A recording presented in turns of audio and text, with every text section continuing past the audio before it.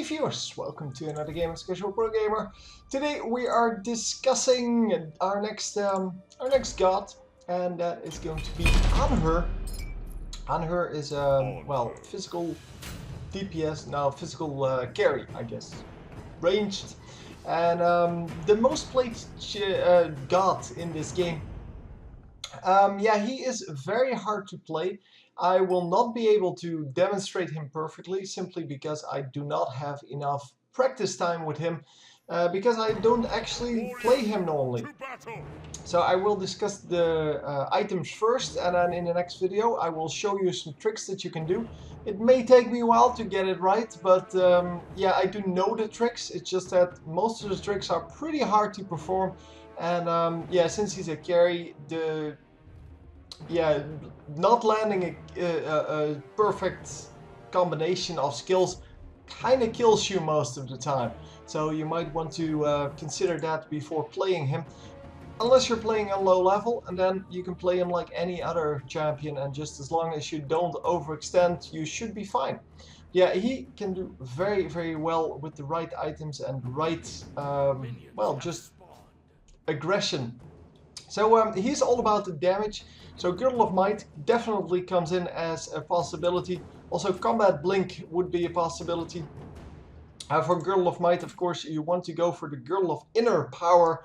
You don't want to get that wussy Girdle of Support, because you're there for your damage only. Purification Beads, always useful for carries. Then, yeah, the rest is not really that useful except for Aegis. And if you're really desperate to see something, and well, yeah, on Conquest you normally have a support with you. On all of the other maps you don't need to ward, but yeah, on Conquest normally your support should go for Eye of Providence, but if he's not going for it and you're solo queuing and he refuses to go for it, or you have a Ymir that is going Hand of the Gods with Blink, then he doesn't really have room for that ward item, and you might want to pick that up. But normally I would say Aegis Amulet, maybe the Creeping Curse, because Creeping Curse of course allows you to, well, first of all, deal with people that are trying to run away. Second, it deals with heals, which is excellent.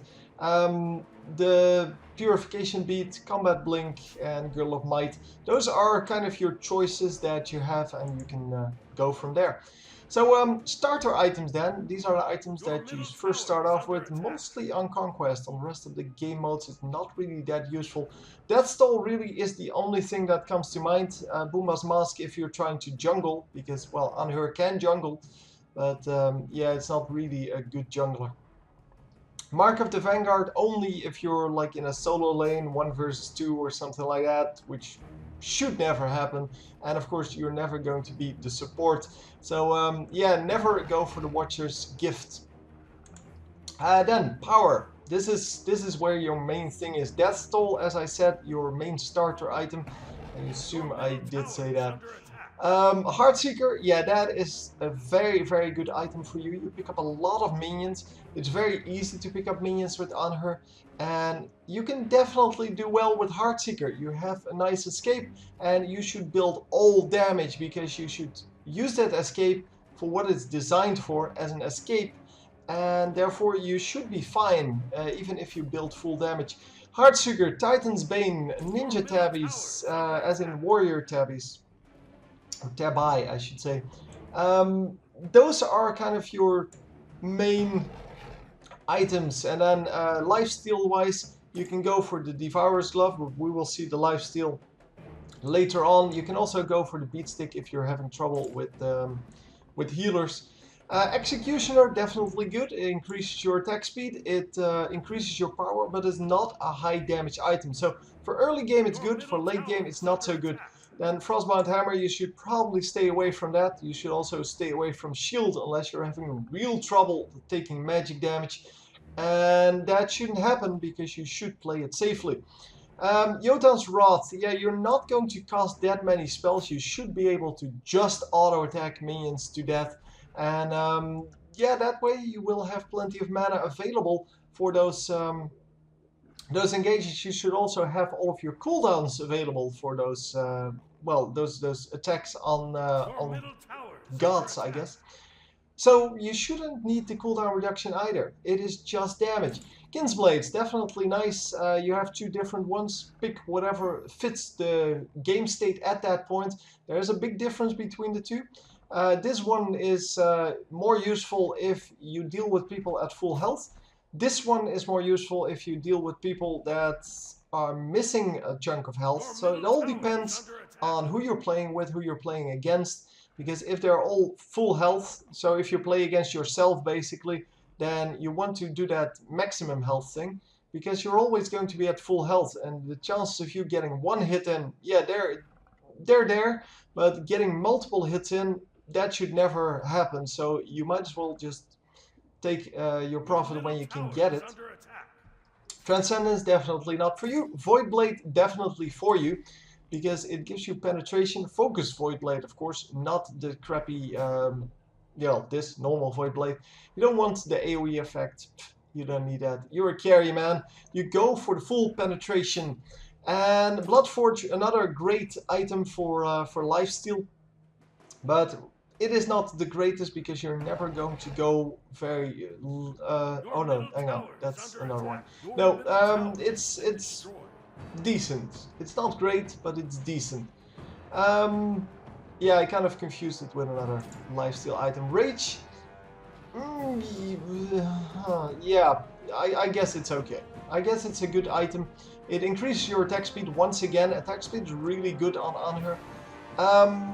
It also increases your physical power by a little bit, but it gives you a large amount of critical strike, and critical strike can be just as useful as just damage.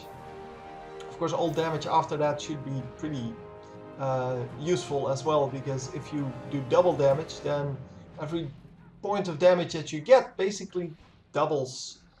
So Hydra's Lament, Eye of Retaliation, never go for those, and this is where you get your main part of damage. Deathbringer, such a great item. It also increases your critical strike chance and your critical strike damage, so it combines really well with Rage, and it makes that you just do a whole lot of damage very quickly, and of course then you need some penetration from either Void Blade or...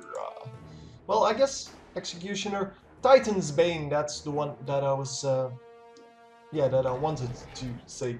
Anyway, attack speed. Yeah, SC comes to mind if you aren't kind of hitting that maximum attack speed yet. It all depends on what you build, of course.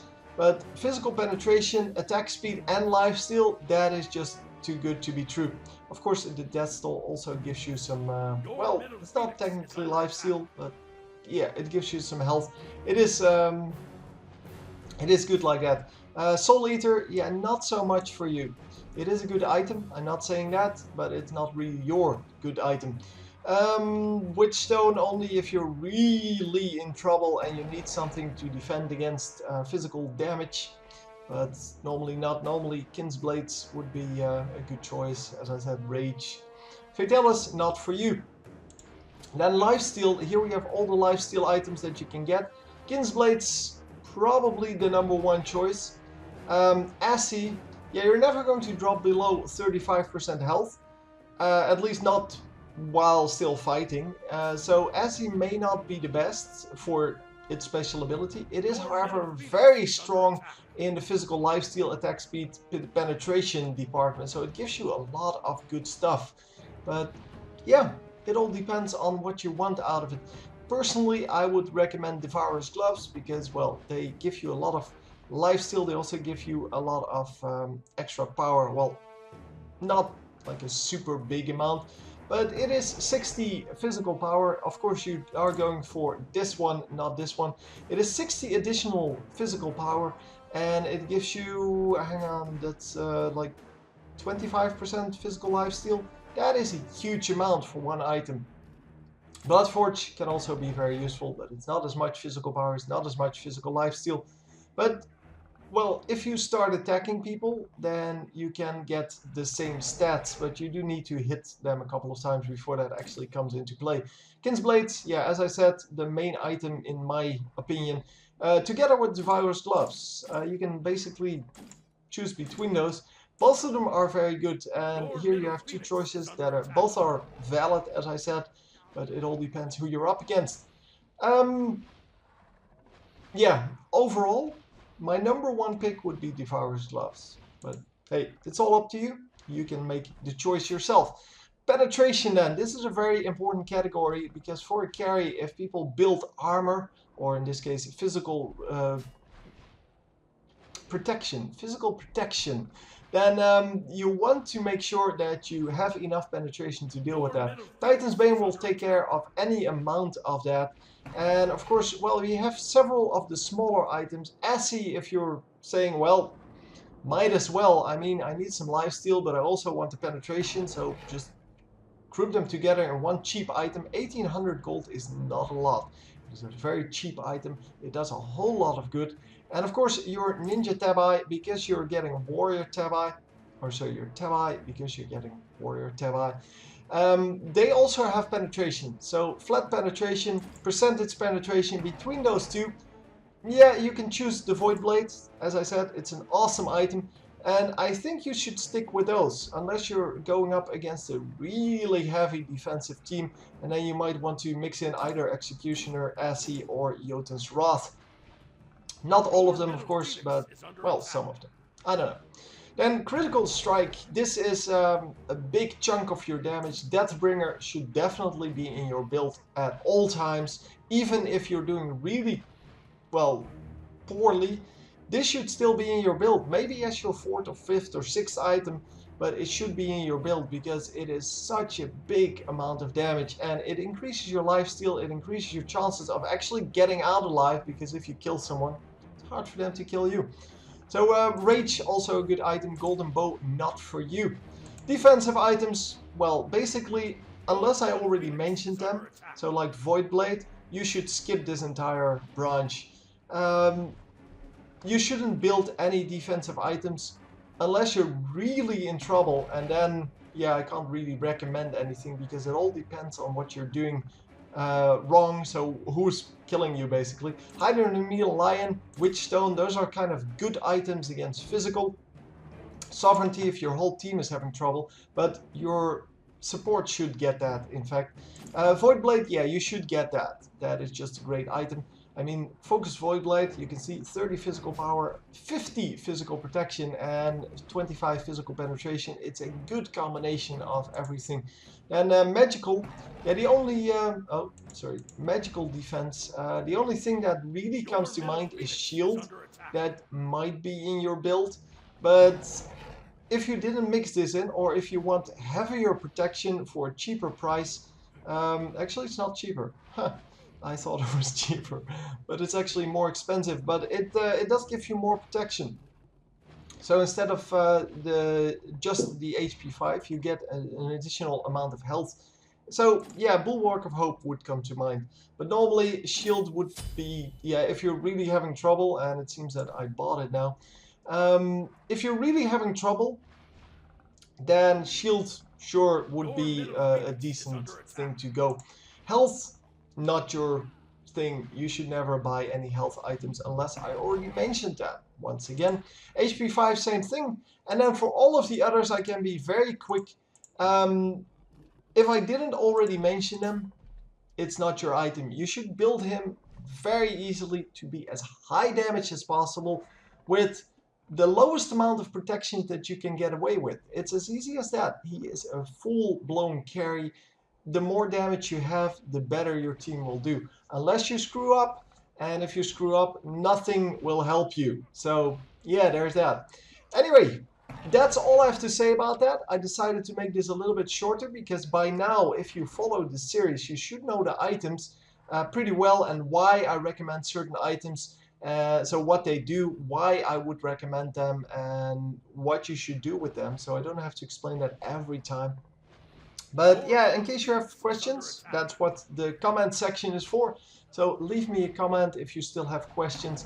And yeah, I guess it's on to the playstyle video where we show some tricks that you can do with Anhur. And yeah, we go from there. Hope you enjoyed, and I will see you next time. GG.